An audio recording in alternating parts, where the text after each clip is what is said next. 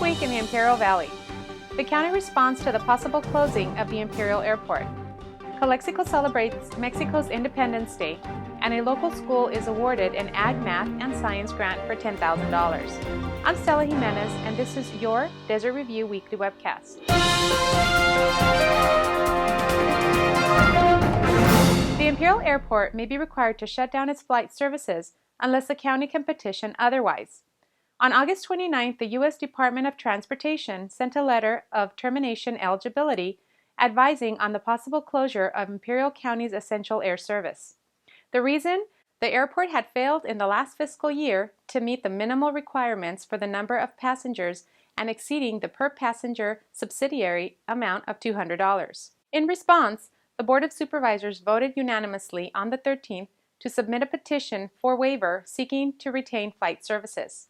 Ralph Cordova Jr., Imperial County Executive Director, said that the requirements could sometimes be waived if the community can demonstrate that the reason the location averages fewer than 10 enplanements per day is due to a temporary decline in enplanements.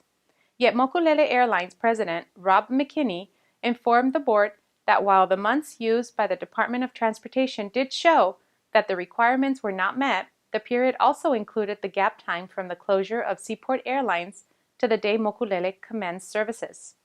McKinney was the president of Seaport Airlines during its tenure in the Valley.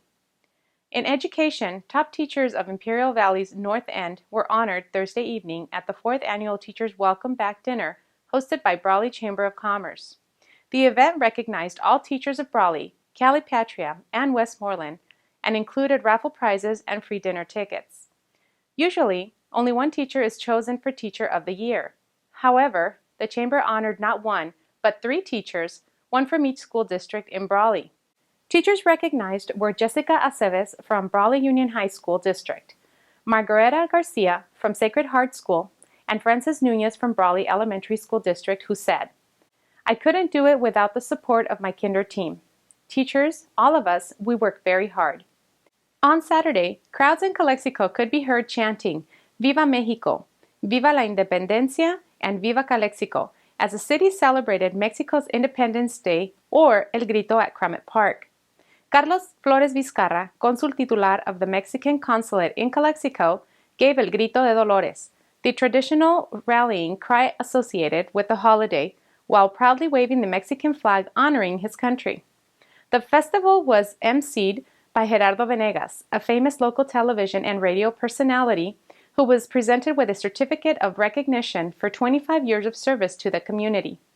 Venegas had this to say, "I want to thank the beautiful city of Calexico for this recognition honoring my legacy. This recognition means a lot to me because this is where I began my path. This is where my father gave me the first opportunity to enter into the world of conductor. I am honored."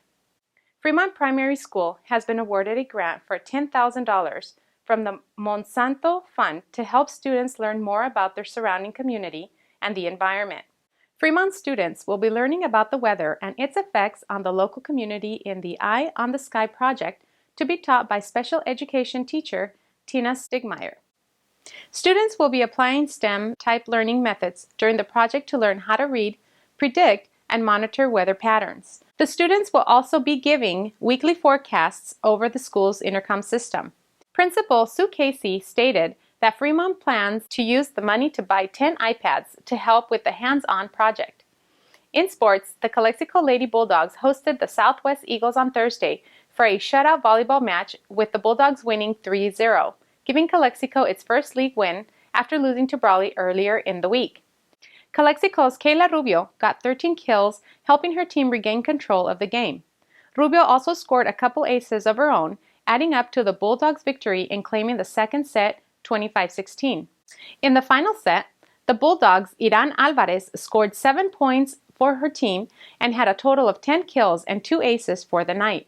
The Bulldogs finished the set with a final score of 26-24. Bulldogs head coach Claudia Maeda said she was very proud of the team that night. "They played with good intensity, which helped us beat the Eagles late in the third set." For additional information on these stories and more, check out our free website at thedesertreview.com. Remember to like us on Facebook and pick up our weekly paper at a location near you. I'm Stella Jimenez, and this is your Desert Review Weekly Webcast.